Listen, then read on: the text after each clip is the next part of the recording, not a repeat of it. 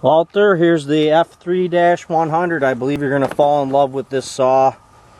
It starts easy. It's got a solid state chip in place of the ignition points, and it did not need a carb kit. It needed the needle valve unstuck. I had already, when I first got this saw, I put a carb kit in it. So everything was soft and pliable in there, but the needle valve was stuck. It just had dried up in the gas, had dried up in the carburetor, and the needle valve stuck in the seat.